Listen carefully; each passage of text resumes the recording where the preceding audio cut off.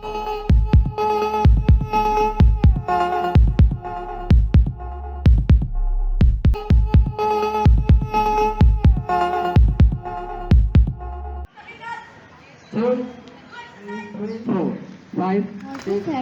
एहतराम असातिज़ा कराम और मेरे हम मकतब साथियों, अस्सलामु अलैकुम वरहमतुल्लाहि वबरकातुहू। आज 27 फरवरी नवा रोज़ा और जुम्मे का मुबारक दिन है। आज इस बबरकत दिन में हम सब यहाँ एक अजीम और मुक़द्दस महीने रमज़ानुल मुबारक की फजलत बयान करने और सुनने के लिए जमा हुए हैं। रमज़ान वो महीना है जो रहमतों, बरकतों और मग़फ़िरत का पैगाम लेकर आता है। सबसे पहले मैं दावत देती हूँ सीनियर 1 के जैन को कि वो कुरान पाक की तिलावत से इस असेंबली का आगाज़ करें। تبت يدا أبي لهب وتب ما أغنى عنه ماله وما كسب سيصلى نارا ذات لهب وامرأته همالة في جيدها حبل من مسد۔ سبحان اللہ۔ قرآن مجید ہمیں صبر، تقوی اور ہدایت کا درس دیتا ہے، اور رمضان وہ مبارک مہینہ ہے جس میں قرآن پاک نازل ہوا جو ہمارے لیے ہدایت اور روشنی کا سر چشمہ ہے۔ نبی کریم نے فرمایا کہ روزہ ڈھال ہے جو ہمیں برائیوں سے بچاتا ہے۔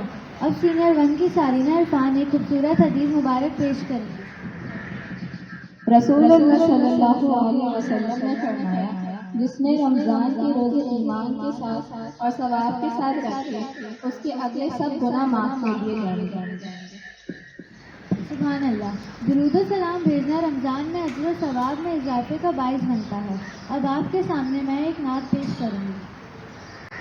صلی اللہ علیہ وسلم۔ ہم نے آنکھوں سے دیکھا، ہم نے آنکھوں سے دیکھا، تصویر سینے میں موجود ہے، جس نے لاکھوں سلام الہی دیا، جس نے لاکھوں سلام الہی دیا، محمد مدینے میں موجود ہے۔ پھول کھلتے ہیں پڑھ پڑھ کے صلی اللہ، پڑھ پڑھ کے صلی اللہ، جھوم کرتے رہی ہے عبادت سبا، ایسی خوشبو چمکے گلوں میں کہاں، ایسی خوشبو چمکے گلوں میں کہاں، جو نبی کے پسینے میں موجود ہے۔ ہم نے آنکھوں سے دیکھا نہیں ہے مگر، ہم نے آنکھوں سے دیکھا نہیں ہے مگر، ان کی تصویر سینے میں موجود ہے۔ آج ہم عہد کرتے ہیں کہ ہم اس رمضان میں اپنے کردار کو بہتر بنائیں گے اور زیادہ سے زیادہ نیکیاں کریں گے۔ اب میں دعوت دوں گی ہماری سینئر معلمہ مس رانا علیم کو کہ وہ اسٹیج پر آئیں اور رمضان کی اہمیت بیان کریں۔ اعوذ باللہ من الشیطان الرجیم، بسم اللہ الرحمن الرحیم۔ آج 27 فروری اور 9 رمضان المبارک ہے۔ پہلا عشرہ اختتام کو ہے۔ رمضان المبارک پوری امت مسلمہ کے لیے انمول نعمتوں، رحمتوں، برکتوں اور بخشش کا ذریعہ۔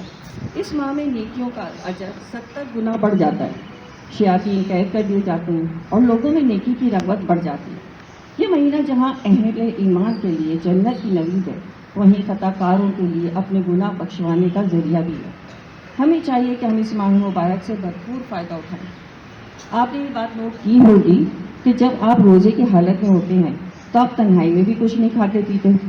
آپ کو معلوم ہوتا ہے کہ آپ کے گرد کوئی موجود نہیں، پھر بھی آپ کچھ نہیں کھاتے۔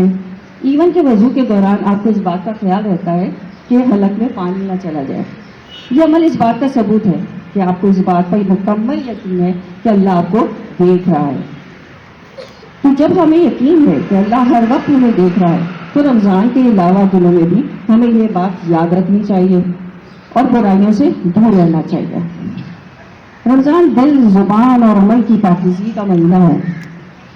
روزہ ہمیں سکھاتا ہے کہ ہم اپنی زبان کو جھوٹ اور غیبت سے بچائیں، اپنی آنکھوں کو گناہ سے روکیں، اپنے دل کو حسد اور کینے سے پاک رکھیں۔ رمضان المبارک وہ بابرکت مہینہ ہے جس میں اللہ تعالیٰ نے قرآن مجید میں نازل فرمایا جیسے قرآن میں ہے، اے ایمان والو تم پر روزے فرض کیے گئے ہیں تاکہ تم تقوی اختیار کرو۔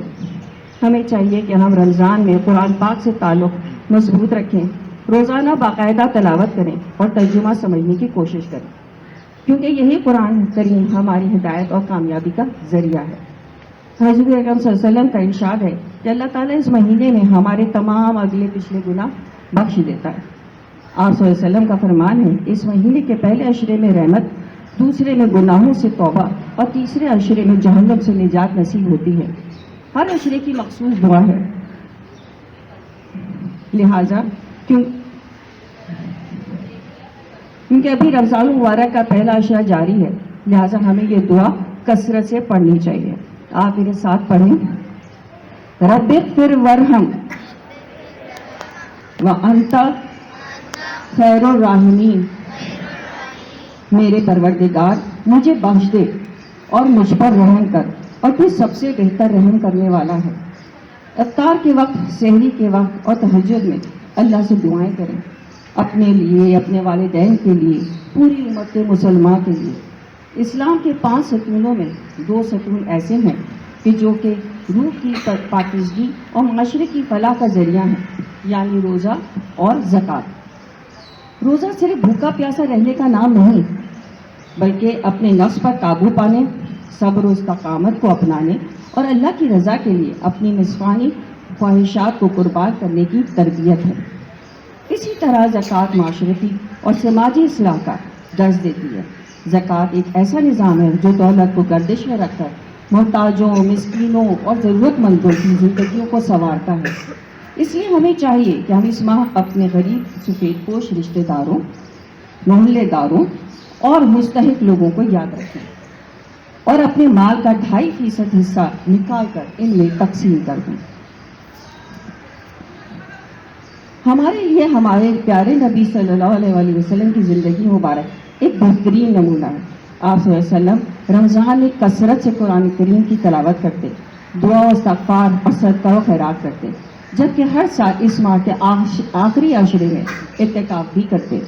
لہٰذا ہمیں چاہیے کہ ہم پورے رمضان کے روزے جو ہم پر فرض ہیں وہ رکھیں، دن اور رات اللہ کی عبادت کریں، نوافل نمازوں کا اہتمام کریں، تلاوت قرآن کثرت سے کریں، اپنے ارد گرد کے لوگوں کی ہر ممکن مدد کریں، برائیوں سے بچیں اور کثرت سے استغفار کریں۔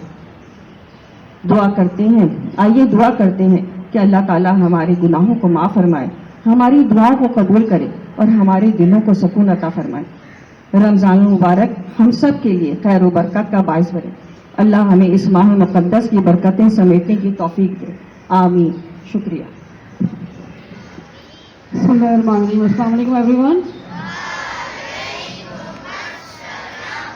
So the month of Ramadan is going on and you have listened a very nice bayan of Ms. Rana. I hope everyone will give to the implementation on that.